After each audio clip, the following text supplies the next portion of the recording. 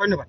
গোৱালপাৰা মহাবিদ্যালয়ত এই ৰেপ কাণ্ডটোত সমগ্ৰ অসমত একটা মানে বাৰ্তা সৃষ্টি কৰিছে।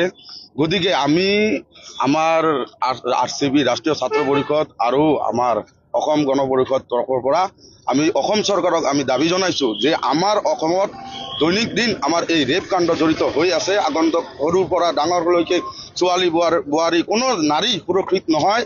গতিকে আমি অসম চৰকাৰক দাবী জনাওঁ, আপোনালোকে বিজেপি চৰকাৰ হয় আৰু বিজেপি চৰকাৰ যদি উত্তৰ প্ৰদেশৰ নিচিনা যদি আপোনালোকে আইন প্ৰণয়ন কৰি যদি আমাৰ দোষীক যদি এনকাউণ্টাৰ ডাইৰেক্ট কৰিব নোৱাৰে তেনেহ'লে আমাৰ কিন্তু কোনো দাম নহ'ব।